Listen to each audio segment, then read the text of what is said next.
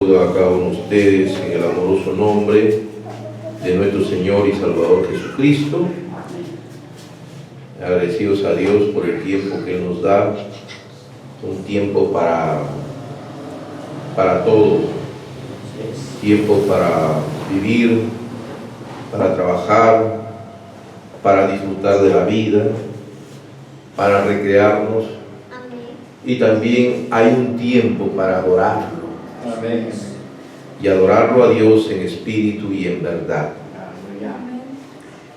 Si hay algo que hoy la gente incrédula desprecia por ignorancia o por ceguera espiritual, es la palabra de Dios. Ni siquiera saben el valor que tiene, ¿no? De todos los tesoros de la tierra, el tesoro más grande, el tesoro que no se puede comprar ni con todos los billones de lingotes de oro que hay en la tierra, es la palabra de Dios. Pero Dios la da gratis, gratuitamente a sus hijos. Amén. Aquellos que por gracia los ha escogido y predestinado desde antes de la fundación del mundo. Amén. Amén. Hoy día vamos a entrar a un tema, hermano, que le vamos a llamar el orden de la resurrección, para aclarar algunos conceptos de debates teológicos que se dan al interior del cuerpo de creyentes del mensaje de la hora. Vamos a entrar entonces, a una reflexión de este tema, el orden de la resurrección, leyendo la palabra de Dios en el libro de Apocalipsis, capítulo 4, versículo 1. Amén. Apocalipsis, capítulo 4, versículo 1. Vamos a leer para reflexionar a la luz de la palabra profética del mensaje de la hora de Malaquías 4:5. Una enseñanza profética que guarda armonía con la palabra de Dios, porque la palabra profética no puede tener contradicción con la palabra de Dios. Si hay contradicción, entonces no es palabra profética. Si hay contradicción del mensaje con la Biblia, entonces no es mensaje de Dios. Para que haya un mensaje de Dios a través de un profeta, tiene que estar en armonía con la palabra de Dios. No puede contradecir a la palabra de Dios. Y si alguien que dice el pastor de este mensaje también comienza a predicar alguna doctrina que contradice a la Sagrada Escritura, tampoco puede ser enseñanza correcta, ni que diga que está interpretando el mensaje de la hora o al mismo hermano Branham, porque estas cosas se están dando. Entonces es bueno aclarar conceptos, es bueno mirar a la luz de la enseñanza, del mensaje, las cosas que Dios nos ha revelado en este tiempo. Vamos a orar al Señor antes de entrar a la lectura de la palabra, ¿no? Recordando algo que dijo el hermano Branham en el mensaje Simiente de Discrepancia, en el párrafo 1 del mensaje Simiente de Discrepancia, el profeta dijo, capte bien lo que él dice, porque mis palabras fallarán, pero las de él no fallarán. Dijo, mis palabras, las palabras de William Branham fallarán, pero las de Jesús nunca fallarán. Es importante ver que Él siempre nos llevó a la palabra, siempre nos fundamentó en la palabra de Dios.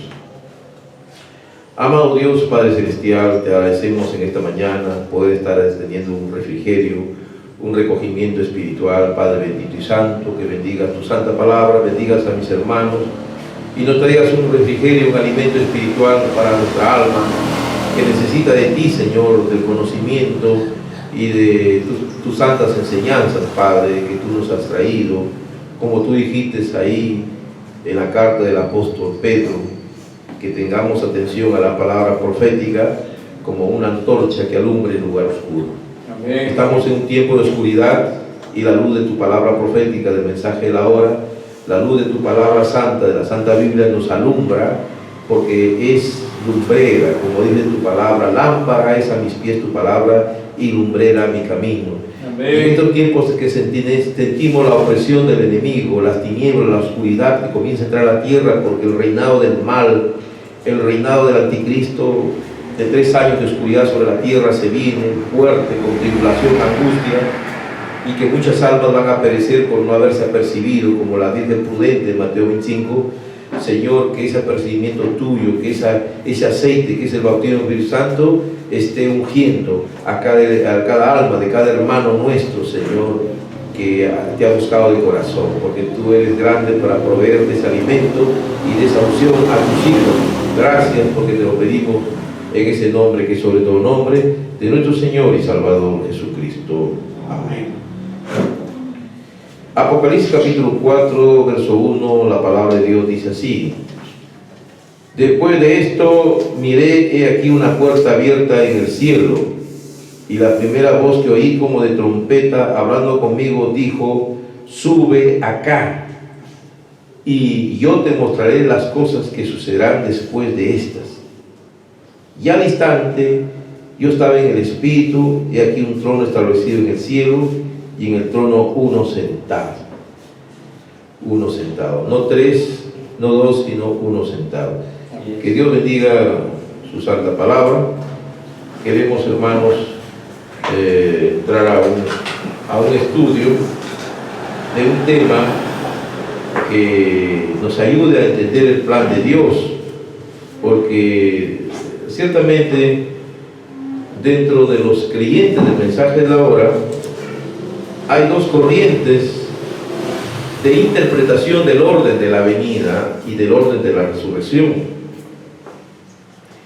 Uno es la tesis retornista, que dice que si Dios usó un vaso para traer la voz de aclamación, necesariamente Dios tiene que usar ese mismo velo de carne, llamado William Branham. Por lo tanto, esa es la justificación de que Él tiene que retornar para dar la voz de arcángel y la voz de trompeta, supongo. Y la tesis arcangelista, otra corriente de interpretación en América, que dice que definitivamente Él no va a ser ese velo de carne, pero sí considera que se requiere un velo de carne para que el Espíritu dé la voz de arcángel, y que esa va a ser la novia la que va a dar la voz de arcángel. Bueno, esas son las 2 corrientes de interpretación. Había una tercera corriente de interpretación que también hablaba, que es la tesis que el 8º ángel es el que va a dar la voz de arcángel, ¿no? Los colemistas creían que Coleman iba a dar la voz de arcángel, pero Coleman se fue, y eso demostró que esa tesis era fallida. Luego, la corriente del 8º ángel también se expresó en los seguidores de Huila Sot Santiago, a quien llamaban ellos la voz de la piedra angular. También consideraban ellos que también ellos consideraban de que él era el 8º ángel, él era el sucesor de William Branham, y él era el que iba a dar todo. Él iba a ser el consumador de toda la obra de restauración. Muy bien. Estas son las tesis que entran al tema, que estas 3 tesis, ¿no? Plantean las 3 la necesidad de un velo de carne. Quiere decir que ellos condicionan la obra de Dios a que Dios tiene que siempre usar un velo de carne, como si Dios no tuviera su propio velo, o como si Dios no pudiera hablar Él mismo sin necesidad de ningún velo. O sea, como que Dios necesitaría necesariamente un velo de carne, ¿no? Esta es la idea equivocada de estas personas que se han profundizado, ¿no?, en querer saber cómo va a ser el momento del gran acontecimiento de la voz de resurrección, de la voz del arcángel, de la voz de trompeta y del arrebatamiento de la iglesia. Pero la Biblia nos demuestra y nos enseña claramente que Dios puede hablar sin necesidad de ningún hombre. Digamos más, Dios ha creado todos los velos de carne de la tierra, cuando Él dijo, hagamos al hombre a su imagen y semejanza. Yes. ¿Ve? Y Dios habla desde los cielos a la tierra, ¿no? Nos dice tanto el Antiguo como el Nuevo Testamento que la voz de Dios vino directamente del cielo a la tierra, ¿no? En el Antiguo Testamento lo vemos cuando Él habló, cuando comenzó a hablar y a darles al pueblo los 10 mandamientos.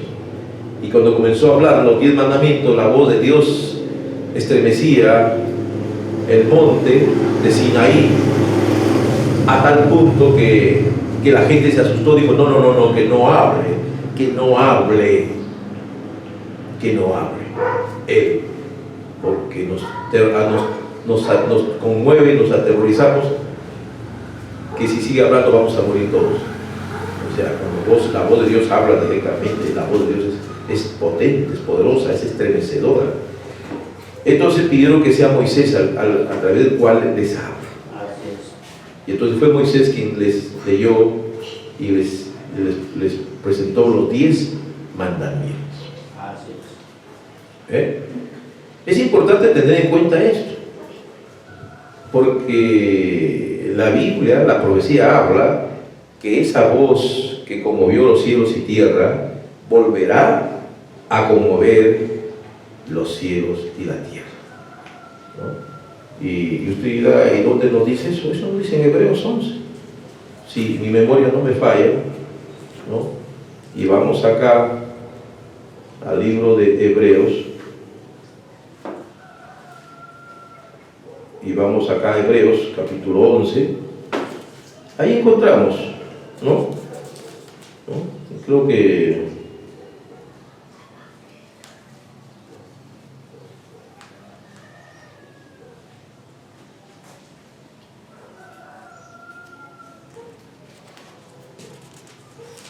muy bien.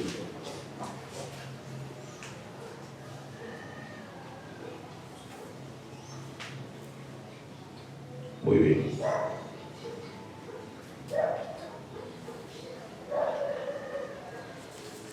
Bien,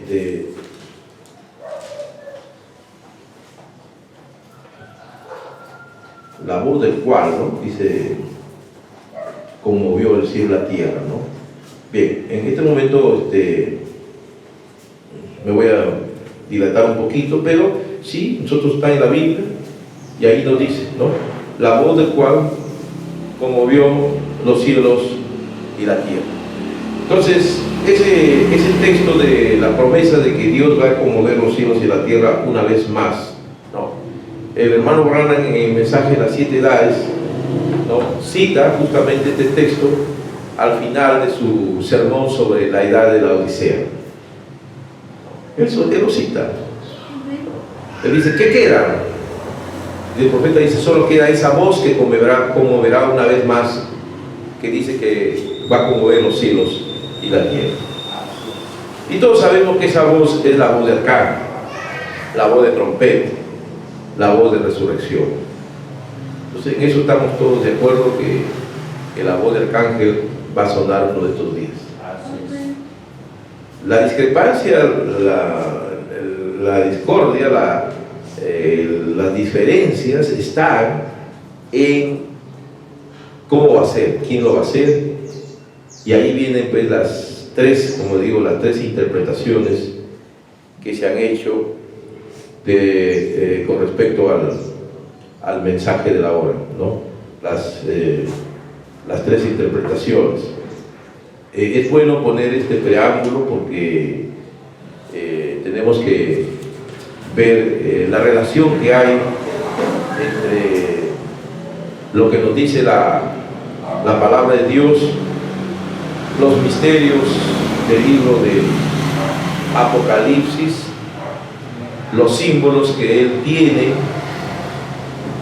que estuvieron desconocidos,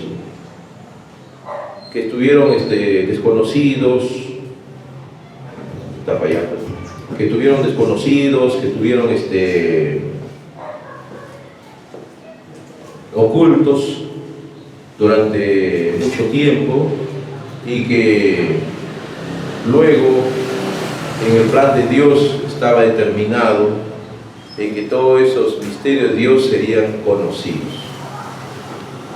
Porque Dios tiene un orden, ¿no? En Apocalipsis 17 nos dice, ¿no?, que en los días de la voz del séptimo ángel, el misterio de Dios sería consumado. Dios nos daría la oportunidad a nosotros, a la cristiandad, a los cristianos, de conocer qué significaban tantos misterios que estaban en el libro de la Biblia, en el libro de Apocalipsis. ¿Qué significaban? Eso es, ¿no?, que Dios nos iba a dar a conocer, a revelar estos misterios. Y sabemos que cuando Dios quiere darnos algo, Él lo hace a través de un profeta, ¿no? Siempre es así. Dios cuando quiere darnos algo a conocer, utiliza a un profeta. Los profetas son la boca de Dios. El apóstol Pedro, en su segunda carta, en el capítulo 1:19 dice, ninguna interpretación de la Escritura es particular, porque la profecía no vino por voluntad humana. Los santos hombres de Dios hablaron por el Espíritu Santo. Entonces Dios siempre utiliza a un hombre ungido con el Espíritu Santo, a quien Él le va revelando esos misterios. Y la palabra ángel significa en griego mensajero. Entonces el séptimo ángel era un mensajero terrenal, quien iba a revelar todos estos misterios. Por eso es que nosotros, cuando llegamos a conocer el mensaje de la hora, lo único que hizo es darnos más luz sobre una confianza, una fe que tenemos en la palabra de Dios. El hermano Branham mostró señales y maravillas, prodigios, para que la gente que dudaba o que estaban velados por incredulidad se convencieran de que hay un Dios, que Dios existe y que Él es el mismo ayer, hoy y por los siglos. Amén. Y en el plan de Dios tenía que venir ese mensajero justamente en el tiempo donde el hombre se había vuelto completamente agnóstico, incrédulo, se había vuelto ateo, agnóstico, incrédulo, ateo. Todas esas cosas se había vuelto el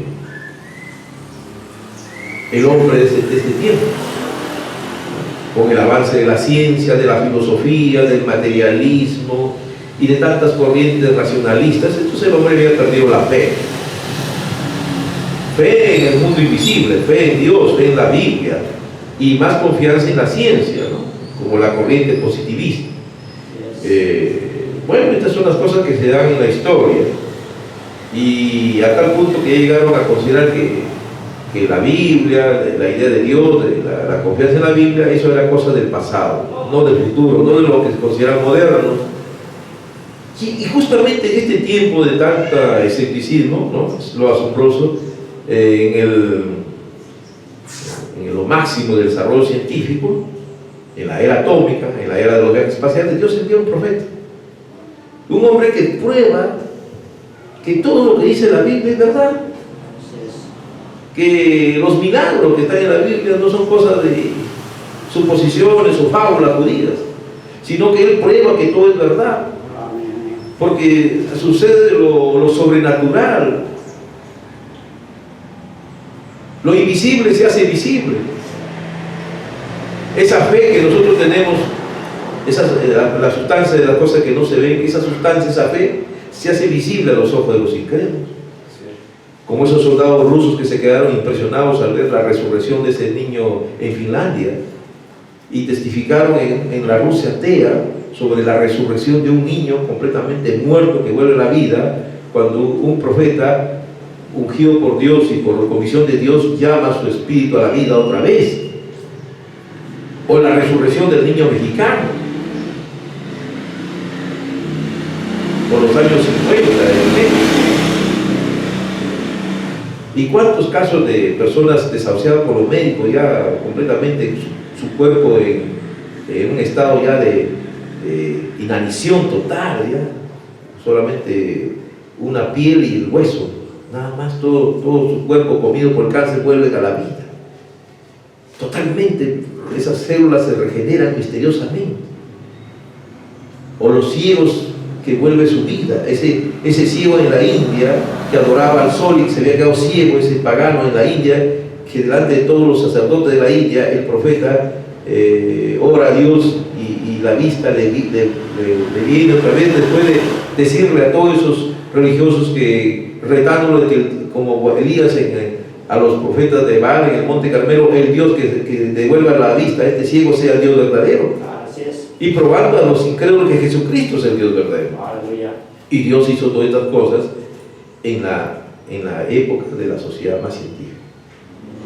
Y teniendo como escenario principal a Estados Unidos, la nación más científica, más poderosa, a Europa, en Alemania, en Inglaterra.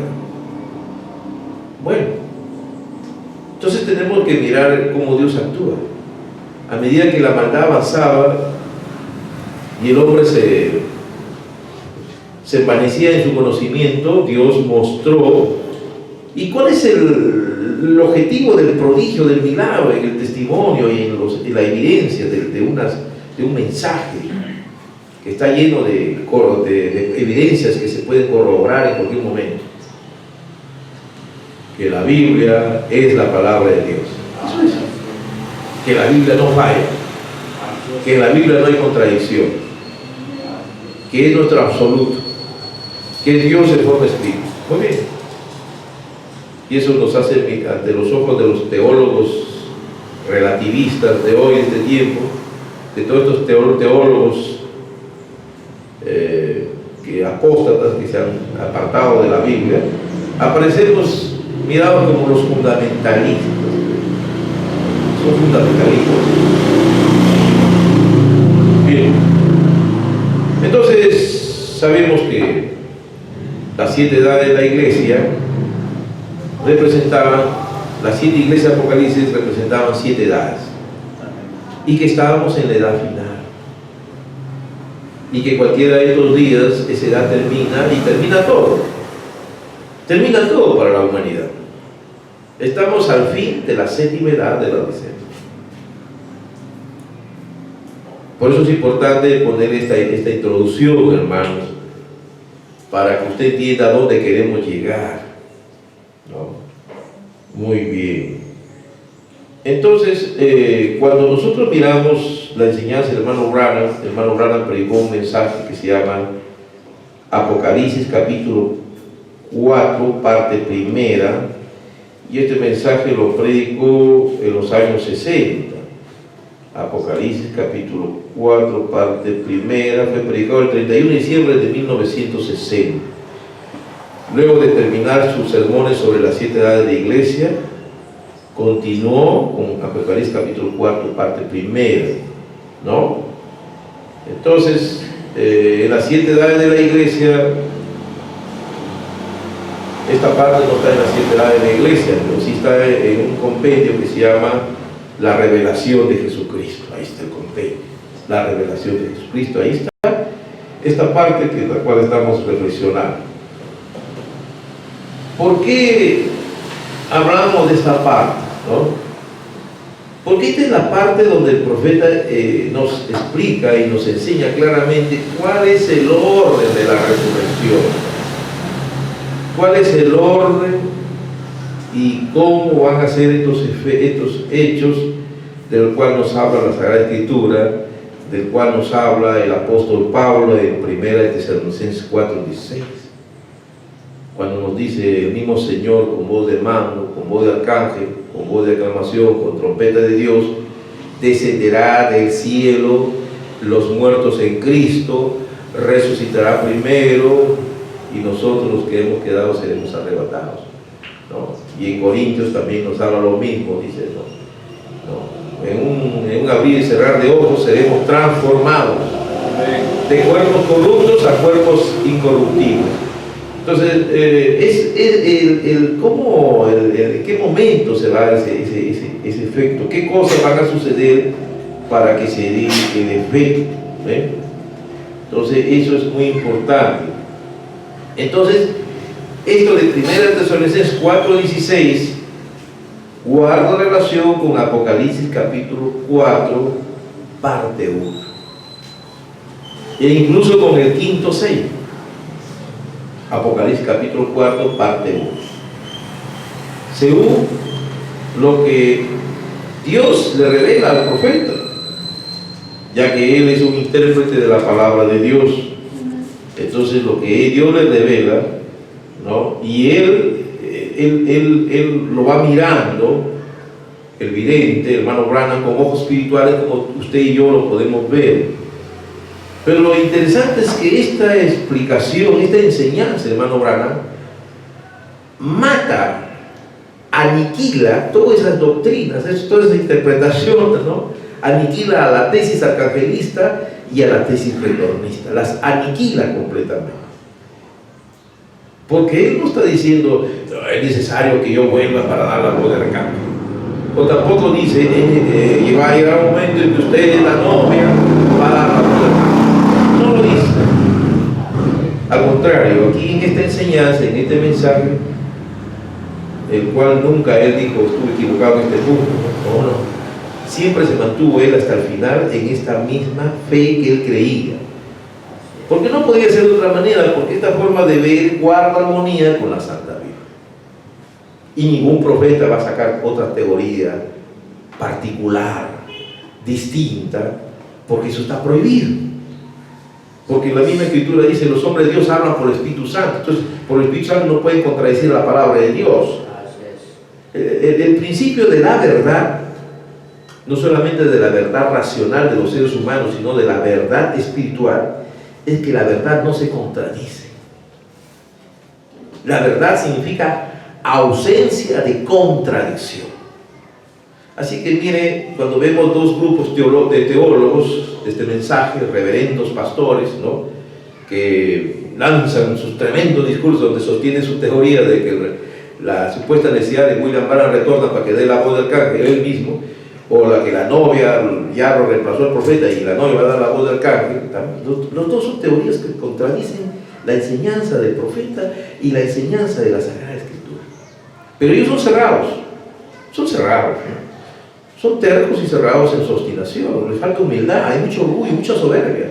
Yo creo que si bajaran un poquito de su orgullo y su soberbia, y si tuvieran la suficiente humildad para decir, bueno, estoy equivocado, qué bonito sería, entonces se evitaría este debate que ha dividido iglesias, que nos han dividido, que lo único que ha traído es división, siembra de discrepancia, siembra de discordia, ¿no? Buscar descalificar a un hermano pastor con mentiras, con acusaciones, con calumnias, con mil cosas, tratando de ir a la persona, ¿no? Ese hombre no puede ser porque este hombre es así, asá. ¿Por qué? Porque no acepta su doctrina, te tratan de destruir, de demoler moralmente, de todo punto de vista. Es increíble hasta dónde llega ese fanatismo de ciertos predicadores del mensaje de la hora. Y supuestamente son predicadores del mensaje de la hora. Yo me quedo sorprendido. Acá dice, hermano Branham comienza a comentar, ¿no?, lo que dice el apóstol Juan en Apocalipsis capítulo 4:1. Dice: miré aquí una puerta abierta en el cielo y la primera voz como una voz como de trompeta. ¿Cuál es el comentario profético, el comentario divino de un hombre de Dios? Dice, la escena está cambiando. Juan estaba observando a Patmos y ahora mira hacia arriba. ¿Por qué? Él ve a suceder algo aquí en la tierra, por todas las 7 edades de la iglesia. Después él terminó de ver las edades de la iglesia. Después de esto, que las edades de la iglesia cesaron, y oyó una voz y alzó su voz hacia el cielo, y dice, la escena cambió de Patmos al cielo. La escena cambió de Patmos al cielo. La voz que andaba en medio de los 7 candeleros, sabemos que la voz de Cristo, de Jesús, que había hablado a las edades de la iglesia desde más de 2000 años. Esa voz ya dejó la tierra y ahora habla del cielo. ¿Ah?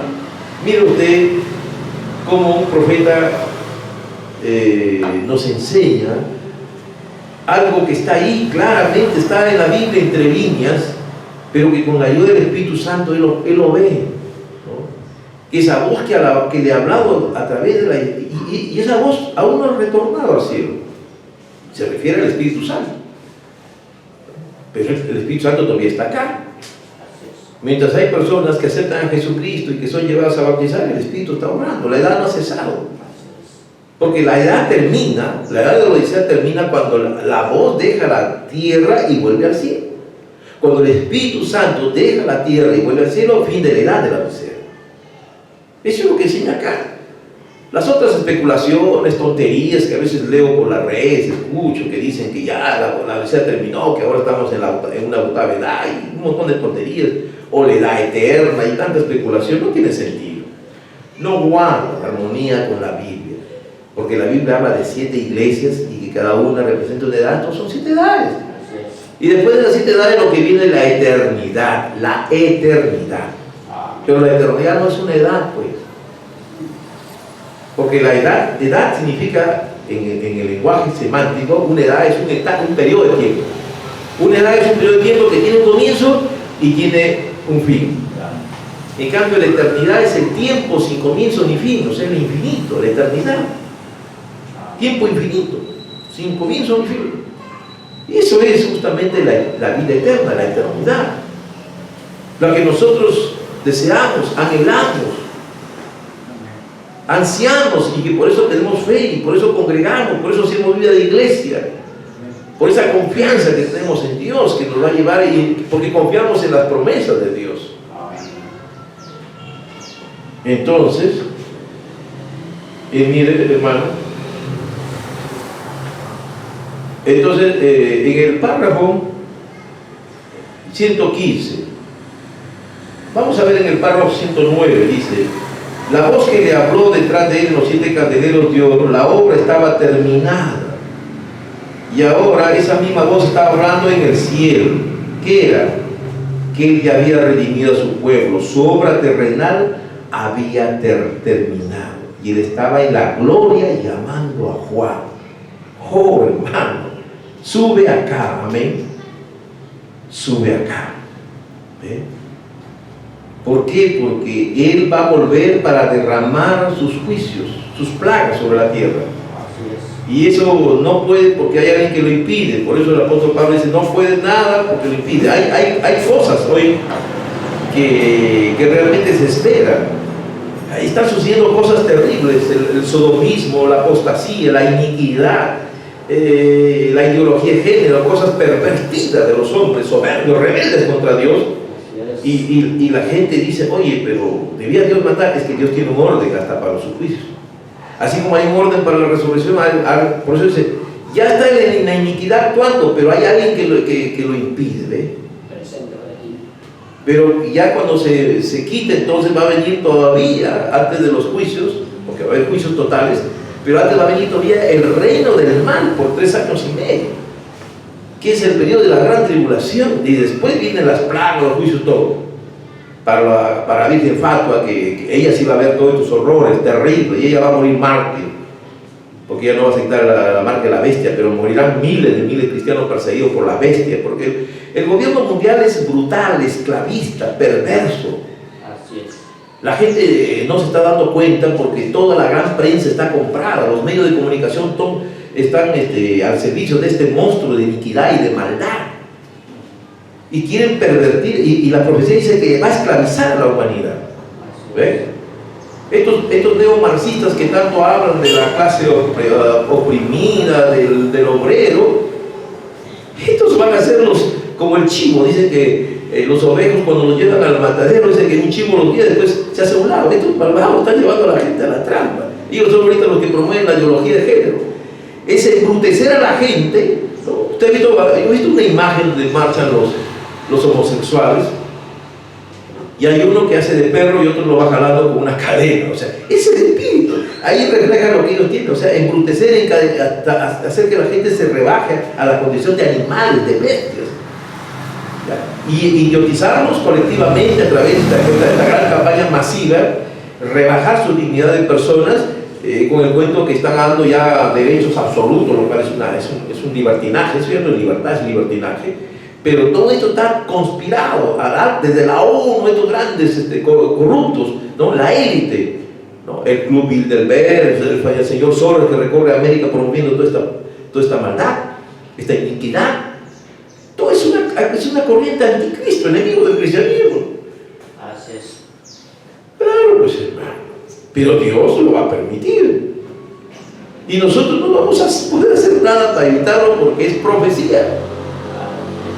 Eso es profecía y tiene que cumplirse. Lo que uno, entonces, ¿qué haremos? Lo único, oye, corre por tu vida, haz lo que Dios dice, busca a Dios mientras puede ser hallado, arrepiéntete y bautízate en el nombre del Señor Jesucristo para perdón de los pecados y recibe el bautismo del Espíritu Santo, el sello. Lo único que te puede sacar, de evitar que caigas y sufras de esto, es que tengas el sello, que la unción del Espíritu Santo esté en tu vida. De lo contrario, simplemente un religioso que entra seco al agua y sale mojado del agua. Un religioso que caliente el asiento de alguna iglesia, pero que sigue siendo religioso, pero no tiene nada de Dios ni está listo para huir de esta ira que viene. Bueno, entonces aquí nos va explicando el asunto, ¿no?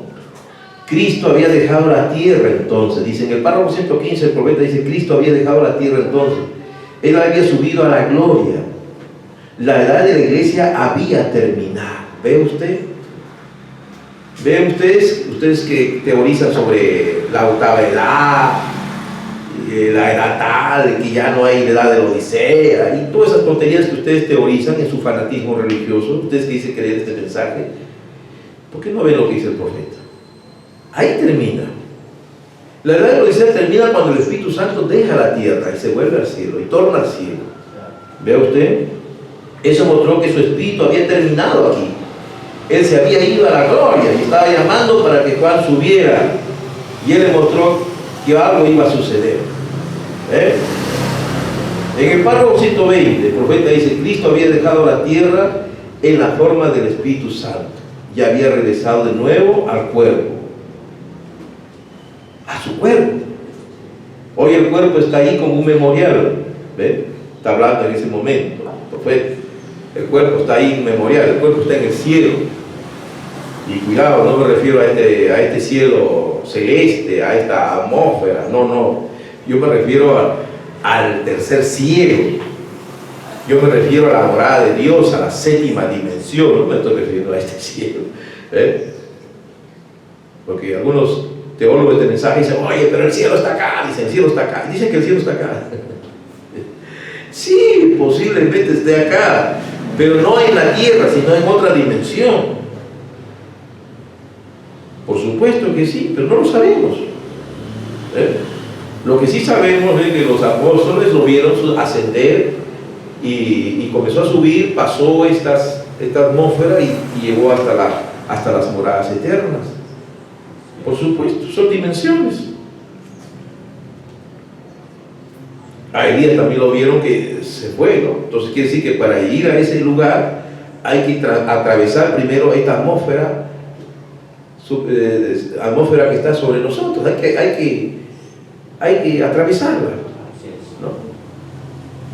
Que por supuesto que sabemos ya, no somos tontos, no somos ingenuos, no creemos que el cielo es algún lugar ahí donde están las nubes y cada santito está tocando un arpa como aparecía en el catecismo católico cuando éramos niños. No, pues no estamos hablando de ese cielo.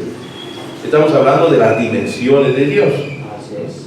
Ahora sabemos pues que la tierra es un cuerpo que está suspendido en el espacio y que el espacio y el tiempo, ¿no? Las direcciones, las orientaciones son relativas, ¿no? Mi derecha está en este lado y la derecha de ustedes está para este lado, ¿ves? Donde está mi izquierda. Eso ya lo sabemos, ¿no? Que arriba para que nosotros arriba, para el que está en la tierra en el otro lado, va a señalar arriba ahí, ¿no? Sabemos la relatividad de esas cosas, no somos tan ingenuos ni tan tontos tampoco, ¿no? Eso no es el debate, tampoco es el debate eso, ¿no?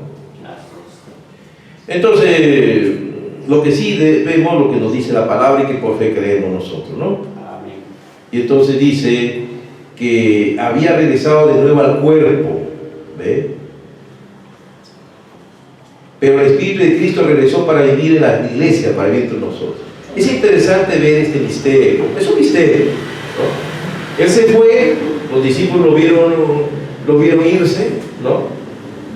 Y se quedaron ahí porque lo vieron que se iba, ¿no? Suspendía.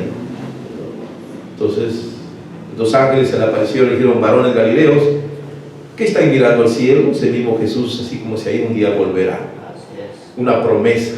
Amén. Y ellos siempre han esperado esa promesa de la segunda venida del Señor. Nosotros creemos que cada día está más cerca al cumplimiento de esa promesa. Pero cuando su cuerpo se fue, ¿no? Cuando se quedaron ellos, les dijo que vayan a esperar el día de Pentecostés.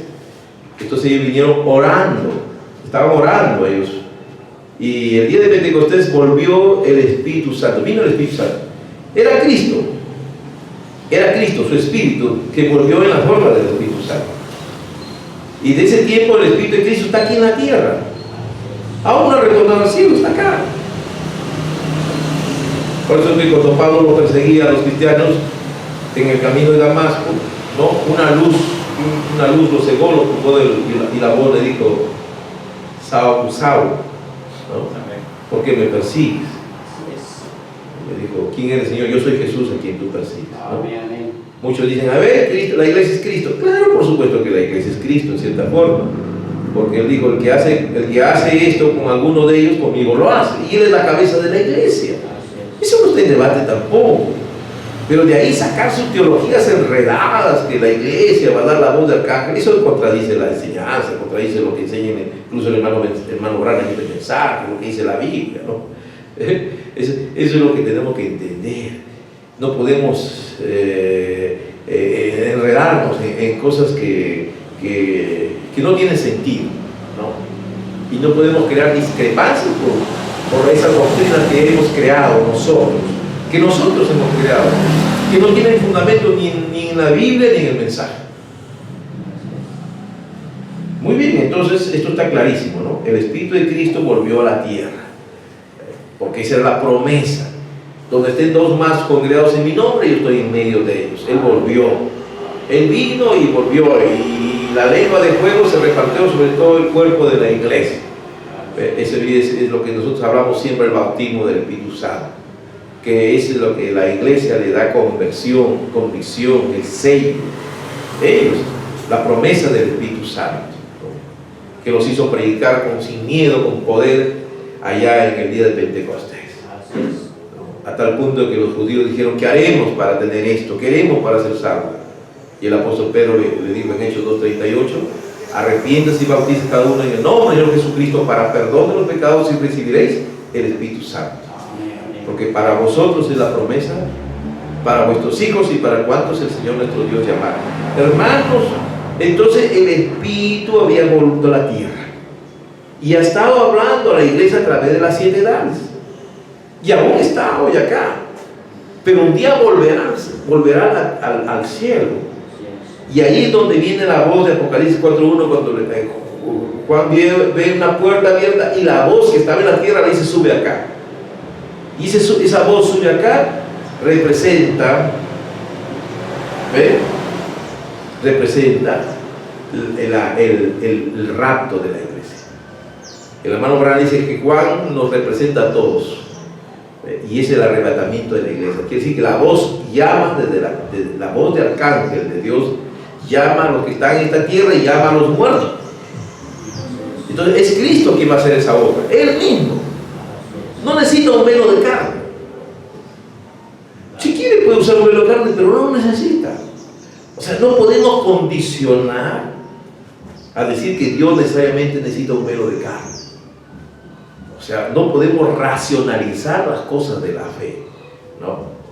Es como decir, si fue necesario que use un velo tal para tal cosa, tiene que necesariamente usar otra vez. O sea, poner la lógica. O sea, que si yo no tengo el razonamiento lógico, matemático del pastor X, yo estoy perdido porque Dios no me dio lo suficiente cerebro para razonar. Eso es lo que te están diciendo estos señores. Cuando el asunto de Dios no es por razonamiento, es por fe, por revelación. Sobre esta piedra edificaré mi iglesia, sobre la revelación de la persona de Jesucristo edificaré mi iglesia. No sobre razonamientos lógicos, matemáticos, no por racionalizaciones del interés y de la pasión del hombre. Porque tengo una idea y yo creo en mi razonamiento que eso es así. De repente es razonamiento de inteligentes como, ¿no? Y que lo explica como para brutos, no sé. Pero no es así tampoco. No es por razonamiento. Por eso bien claro, dice, no te lo rodeó carne y sangre. No es por tu gran razonamiento. Porque un pastor me dijo hace tiempo, me dijo así, es que yo tengo mi capacidad de análisis y yo digo, si esto es acá, por lógica tiene que ser acá. O sea, ¿cómo meter lógica en cosas de fe y de revelación? Eso no tiene sentido. Entonces, nosotros no estamos para racionamiento, nosotros vemos la Escritura. La Escritura dice esto en Apocalipsis 4.1 y un profeta de Dios nos da la explicación, el comentario, la explicación de lo que eso representa. Y si vemos que eso representa efectivamente lo que dice la palabra, pues tenemos que aceptar que es así. ¿Ve? La obra, su obra había terminado del Espíritu. Todavía no ha terminado ahora, pero en ese momento estamos hablando de cosas que han de ser en el futuro. Esa hora de que el Espíritu vuelve aún no se ha cumplido, no se ha dado. Porque en ese momento ya estaremos en la pretura. Ya se habrá suspendido la predicación, porque el Espíritu Santo dice en otra profecía, al hermano Branham le dice que la iglesia tendrá que suspender la predicación. Las iglesias serán cerradas, porque el poder de este grupo de género, el poder de esta dictadura de género, de este totalitarismo de género, que ya está fuerte en Europa y que han dado leyes contra los cristianos en Europa, contra la libertad de cultos, contra todo eso, ya han oprimido a la gente, ya han usado todo su poder de manipulación de masas, es fuerte. Entonces en Europa hay gente que resiste, pero es muy poquita, son pequeñas minorías. Y acá en América está el objetivo ahorita de dominar todo, ¿no? En Argentina está terriblemente brutal la forma como están implementándola, ¿no? Contra el derecho de los padres. Aquí en el Perú hay una batalla tremenda de gente que está protestando y reclamando que no se imponga, pero ellos se imponen tipo mano militar, golpe de Estado, imposición, ley, pum, se acabó. Igual, por ejemplo, en Brasil, donde Bolsonaro tuvo una reacción, al menos Dios ha permitido que entre un hombre del señor Bolsonaro, que paró un poco, como pasó con Obama, que estaba imponiendo terriblemente, fuertemente, brutalmente en Estados Unidos. Y tiene fama de un gran demócrata, un gran moderno, pero estaba yendo contra el cristianismo. Un tipo que desprecia el cristianismo. Y llegó una vez a una universidad y dijo, por favor, retíreme todo símbolo cristiano. O sea, es un tipo que no tiene ningún temor. Claro, es un religioso hipócrita, pero cuando un grupo de su religión, alguna denominación, lo llama por ahí que vaya, y ahí ve donde se lo ve cantando, alabando con pastor, es un político, pero él no cree en nada, él no cree ni en el cristianismo ni en la Biblia, tiene totalmente un respeto. Pero aún así hay el presidente que está con un grupo fundamentalista en Estados Unidos, gente cristiana, gente piadosa, gente de oración. Cuando todas las encuestas daban que iba a ganar Hillary Clinton, ganó Donald Trump. ¿Por qué? Es la misericordia de Dios. Dios está dando un poquito de tiempo para que la gente, pues hombre, corre por tu vida. Es un poquito de gracia de Dios, pero al final Donald Trump saldrá de la escena y esto vendrá con fuerza brutal en Estados Unidos, porque es profecía. La bestia va a imponerse fuertemente. Y nadie podrá comprar ni vender sino que tenga la marca de la bestia. Dios está permitiendo un poquito de luz por la misericordia también a Israel. Pero el reloj de Dios está marchando, está avanzando. El sodomismo es profecía, está en la Biblia. El libro de Lucas, capítulo 17, versículo 28 al 30, dice: los días de Lot volverán. Entonces ya pues está clarísimo entonces. Entonces miremos ahí el escenario. ¿Ve? Entonces, la obra había cesado, subió al cielo y dijo, te mostraré lo que ha de ser. Le dijo Juan, ya no te puedo hablar allá abajo, porque yo ya me fui de allá abajo. Yo he subido más alto, sube acá conmigo, amén. Y yo te mostraré lo que ha de suceder después. Aleluya. Eso lo dice el profeta, son palabras del profeta. Y lo que Pablo vio, ve, entonces, acá es el tipo, Juan, tipo de la novia. Lo dice en el párrafo 125, hermano Brown dice, y fíjese, Juan siendo levantado inmediatamente después de la edad de la iglesia, era un tipo de la iglesia raptada, inmediatamente. Después que terminó la edad de la iglesia, esta edad de la iglesia lo desea, entonces viene el rapto. La iglesia sube, así como lo hizo Juan, a la presencia de Dios. Oh, esto me emociona, mi alma, arrebatados en el rapto de la iglesia. Vea usted, hermano. ¿Ah? Entonces, hermano, Juan, un tipo, ¿no? ¿Por qué Juan fue llevado a ver todas estas cosas, un tipo de la iglesia? Porque a Juan se le prometió, ¿no? Cuando los discípulos estaban allá, le dice, ¿y qué de este? Y él, digo, Señor, él se quedará hasta que yo vuelva. Entonces, a veces es fácil la interpretación equivocada. Por eso es fácil ver cómo se interpreta alguna palabra, hermano Branham, que es malinterpretada, ¿no? El Espíritu habla, yo hablaré esta vereda una vez más, y de sobre esa frase sacan una tremenda teología. Sacan una tremenda teología, ¿no? Y así es. Entonces, el apóstol Jesús dijo, quedará hasta que yo venga. Entonces dice, el Evangelio dice que muchos creían que el apóstol Juan no iba a morir. Por ejemplo, cuando Jesús dice, algunos de ustedes no verán muerte hasta que venga el reino con poder. Y entonces los críticos, los teólogos dicen, ve, ahí está una mentira, él no cumplió su palabra, él mintió, ¿no? Nietzsche sobre el anticristo dice, bien mentido, León, dice. Ellos no captan el mensaje del Señor, ellos lo toman literalmente, ahí se enriedan. No, él lo tomó a Pedro, Juan y Jacobo, lo llevó al monte de la transfiguración, y ahí apareció Moisés y Elías. Era el orden de su venida. Ellos vieron la venida del Señor. Ahí vieron a Jesús ya en su gloria, con su cuerpo todo luz. Jesús luz. Jesús cuando venga no va a venir como cuando vino acá, manso, humilde, bajito de estatura, que la gente, no, ahí viene con sus ojos, con todo su poder como Dios del universo, con sus ángeles. Entonces va a ser una cosa tremenda. ¿Ve? Y ellos vieron eso. Entonces, vieron ahí, apareció Moisés y su luz. Eso es lo que ellos vieron. O sea, ellos vieron la venida del Señor por anticipado.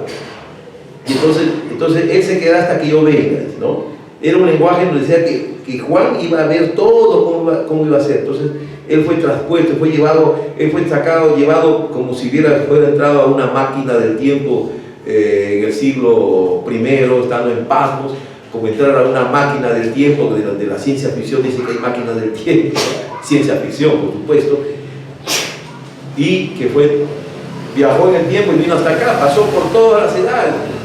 Pasó por la edad antigua, media, moderna, contemporánea, vino acá y todavía pasó de donde estoy yo en esta edad, y todavía pasó más al futuro donde estamos. Pasó porque vio el fin de todo, ya el arrebatamiento de la iglesia, y vio los juicios que caían, y vio incluso el tiempo de la gran tribulación, de la marca de la bestia, vio al retorno de Jesús triunfante con sus caballos, un caballo blanco. Vio todo, vio el apresamiento del Satanás. Él fue traído a través del tiempo y vio cosas que están cumpliéndose, pero las vio en visiones. Y tenía que escribir todo. Eso fue eso que hizo el apóstol Juan. Así es. Gloria al Señor. Amén. ¿No? Por eso dice que dijo, no gustará la muerte hasta que vean con poder. No es que hubo una mentira, ¿no? Y eso pasó con Juan. Por eso él dijo, y en San Juan 20:21, Jesús se había encontrado con sus discípulos, les dio de comer pescado y paga el fuego. Ya resucitado, por supuesto. Mientras ellos iban cuesta arriba, Juan se recostó sobre su pecho y Pedro hizo la pregunta, ¿qué le va a suceder a este hombre? Jesús amaba a Juan. ¿Qué va a suceder? ¿Cuál va a ser su futuro? Él dijo, ¿qué aquí si él queda hasta que yo venga? Y pensaba en él que Juan iba a vivir hasta ver la venida de Jesús. Bueno, y ellos pensaban que no iba a morir, ¿no? hasta que Jesús regrese. Y por supuesto Juan durmió como todos los santos, ¿no? Así es. No es un error, porque aquí ya en Apocalipsis, en las visiones de Pablo, ahí cumplió toda esa promesa. Muy bien. Una voz lo llamó. Es importante captar eso de la voz, ¿no? El hermano Bryan dice, oh, esa voz, no puedo alejarme de eso, esa voz. Porque hay que diferenciar la voz del profeta con la voz de Dios. La voz de Dios es la voz que oía Juan, es Cristo. Y esa voz dejó la tierra y entró a la gloria. Muy bien. Y entonces, esa voz es la voz que nos habla en el párrafo 150 de este mensaje. El profeta nos cita Tesalonicenses 4, ¿no? Y dice, sabemos lo que va a suceder. Y él lee. Pero ¿de dónde lee el hermano Branham? Ya no lee la parte de la voz de mando, voz de aclamación. Mire cuando el Espíritu guía a un profeta, él ya no lee esa parte. Porque el mismo Señor con voz de mando. ¿Por qué? Porque Él nos dice por el Espíritu Santo que esa voz de mando es el mensaje. O sea, el mensaje que Dios le dio a él, el mensaje de Cristo, esa es la voz de mando. No repite esa parte de aquí. No, la obvia. Es que la profecía es exacta. Es como cuando Jesús entró a la sinagoga de Nazaret y tomó el libro y leyó hasta una parte, pero la otra parte no la leyó, porque no era para ese tiempo. Dejó hasta una coma, ahí terminó. En la otra parte que decía el día de la venganza no dijo nada. Entonces dijo, hoy se ha cumplido esta escritura, pero no todo el párrafo, porque la profecía es exacta y perfecta. Y aquí él ya no menciona la voz de mando, porque la voz de mando se está dando en ese momento, la voz de aclamación se está dando. Si no, él cita, dice, mire de dónde comienza. Le voy a leer exactamente lo que dice en el párrafo 150. Dice, porque la trompeta de Dios sonará y los muertos de Cristo resucitarán primero. Nosotros los que vivimos, los que ya hemos quedado, seremos arrebatados. Está citando Tesalonicenses 4, pero no lo cita todo, porque una parte ya se está dando, y él sabe, y él como profeta sabe, por eso él no lo cita esa parte.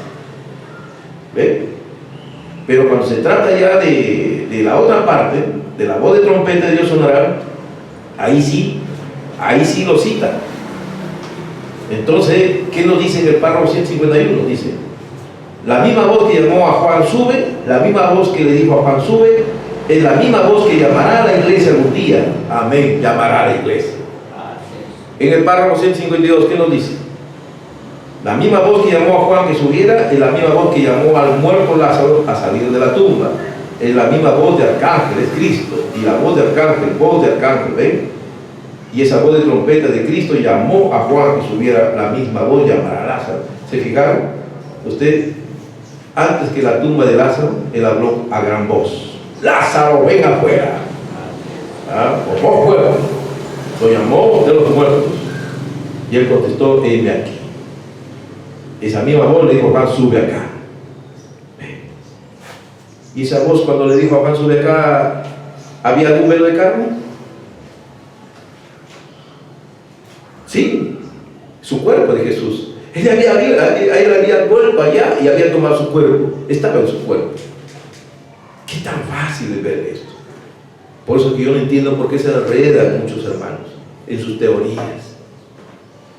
¿Por qué quieren dejarse seducir por ese espíritu de desviación, de error, para crear teorías que en vez de ayudar a que todos seamos un pueblo unido, más bien siembran la discrepancia? Deberían ellos volver a leer el mensaje sin discrepancia, porque parece que no lo leyeron bien. Eso es lo que dice acá. Esa misma voz que va a sonar cuando los muertos en Cristo resuciten, porque la trompeta, ¿ve?, sonará. Entonces, miren, ahí estamos viendo claramente que la voz en la tierra habló a través de 7 mensajeros. Sí, está clarísimo. La voz del Espíritu habló a través de 7 mensajes. Pero cuando ya está en el cielo, y cuando lo llama Juan, Juan representa la iglesia que es raptada, la voz que lo llama está en su propio cuerpo. Ha vuelto a tu cuerpo, como dice el hermano Branham, como hemos leído acá en este mensaje. Entonces, si dicen ellos en su lógica que es necesario un velo, pues ahí está el velo en su propio cuerpo. ¿Ve?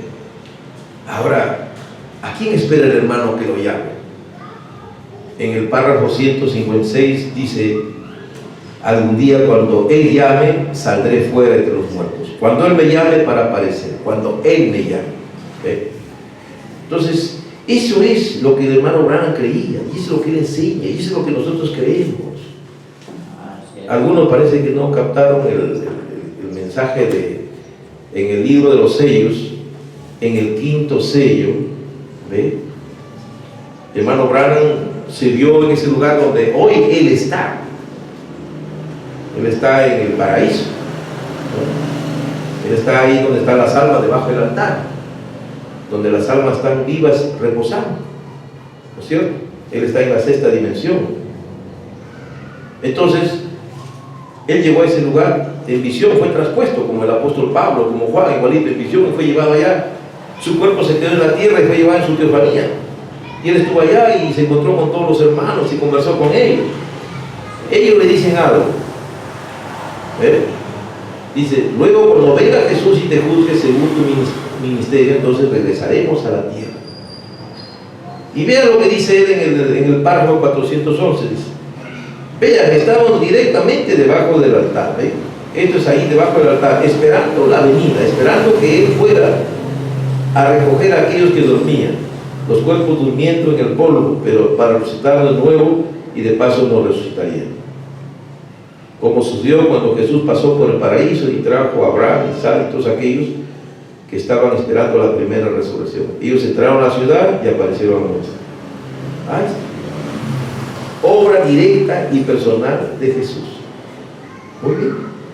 Entonces, si claramente enseña el profeta que la voz del arcángel la va a dar el mismo Señor en su propio cuerpo, en su propio velo, en su misma persona, ¿qué necesidad de quitarle la gloria al Señor?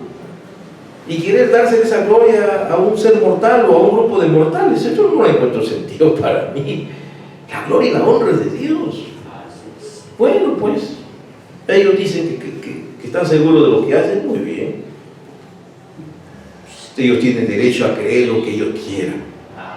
Pero yo y mi casa serviremos a Dios. Y yo y mi casa creeremos como está claro en la Biblia, como está claro en el mensaje de la hora.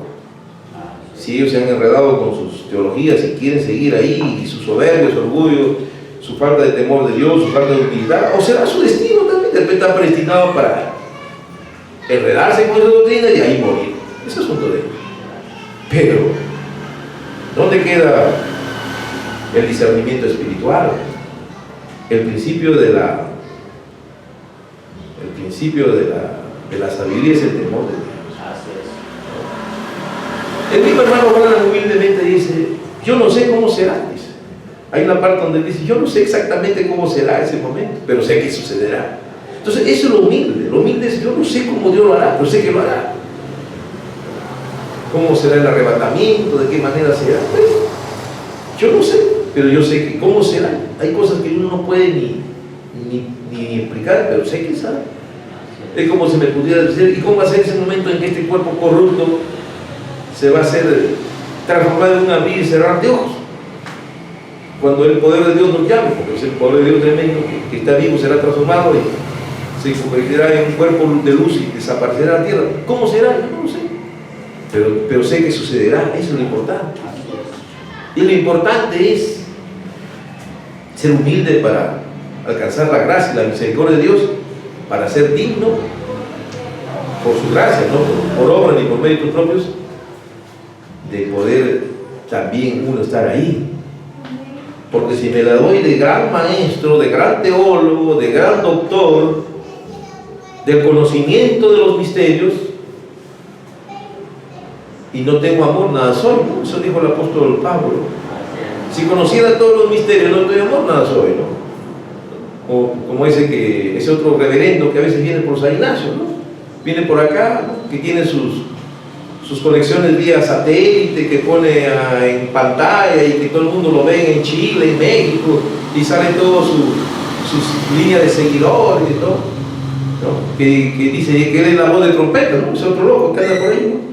Y tiene todos que se la creen, ¿no? Dice que la voz de aclamación fue William Branham allá en Estados Unidos, y luego voz de Arcángel tronó, dice allá en Trinidad Tobago, con un varón, un hermano allá en ese lugar, ¿no? Y que él en el sur del Perú, pues él es la reina del sur, es voz de trompeta, es el coro del coro. Tantas tonterías que están sacando, ¿no? Y hay gente que se cree eso, ¿no? Y cuando mira dice, oh, digo yo, qué raro, ¿no? Falta de humildad. Yo soy el doctor de los sellos, y conmigo conocen los misterios al revés y al derecho. Sí, pues puede ser que sea cierto que conocen los misterios al revés y al derecho, y soy el gran doctor de los sellos. ¿Y qué dijo el apóstol Pablo en Corintios? Si conozco todos los misterios y no tengo amor, nada soy. El apóstol Pablo no iba a decir, bueno, a ver, voy a ir por donde está Apolos, porque Apolos es medio burrito, no entiende bien la enseñanza, así que voy a ir a confirmar a todas sus iglesias y sacar todas esas partes equivocadas de Apolos, ¿no? ¿Se imagina usted el apóstol Pablo? No. El apóstol Pablo dijo, yo ya no he ido a donde la palabra de Dios fue predicada para no edificar sobre el fundamento ajeno. Ellos andan como locos. El hermano Branham, una de las críticas fuertes a los pastores de las denominaciones es que los bautistas querían convencer a los metodistas querían convencer a los pentecostales querían convencer a todos, y cada uno quería capturar a los otros. O sea, estaba en una competencia de que quién convence más y quién se jala más miembros. Y eso es una cosa horrible a los ojos de Dios. No dice que vaya usted a tratar de convencer a todo el mundo tratando de convencer a todos, ¿no? Y cada uno diciendo, esta es mi verdad, ¿no? Mi religión es mi verdad. Cuando todos sabemos que la única verdad es Jesucristo. Amén. Y la única verdad es su palabra. Amén. Y que Dios por misericordia nos ha enviado un mensaje de gracia. Pero no nos ha enviado para estar en competencias, sembrando discrepancias, sembrando discordia. Si un pastor cree que Jesucristo, que ellos van a ser los que van a tener una unción poderosa y que van a arrestar a los muertos, yo he dicho a creer eso, pero que le enseñe a su iglesia, pero cuando comienzan a exportar sus doctrinas, a sembrar discrepancia, ¿no? Lo que hizo William Santiago y que hizo tremendo daño, provocó pues una división de iglesia en toda América, ¿no? Diciendo que él era Elías, que él iba a sacar los 144,000. ¿Y dónde está ahora William Santiago? ¿Dónde ha quedado él? ¿Dónde está? Pues, ¿ve? Por eso, pues, no vale. Mañana te vas a la tumba y ¿cómo quedan tus mentiras que tú eres la voz de Arcángel, la voz de aclamación y estás enterrado ahí en la tumba? ¿Qué haces ahí? ¿No estás haciendo el ridículo? No, hermano, demos la gloria a Dios. ¿No? La voz de Arcángel, mi Señor Jesucristo. La voz de trompeta, mi Señor Jesucristo. A Él sea la gloria, la honra y la alabanza. Que Dios lo bendiga. Vamos a darnos de pie. Vamos a agradecer al Señor por este momento en que nos ha permitido estar acá en un compañerismo. Somos una manada pequeña, casi insignificante, lo cual está muy bien. Me preocuparía si fuéramos un grupo de más de 1000 personas. Ahí se me espantaría, ¿no? Menos mal que a mí congrego con poquitos. Eso les hace sentir feliz.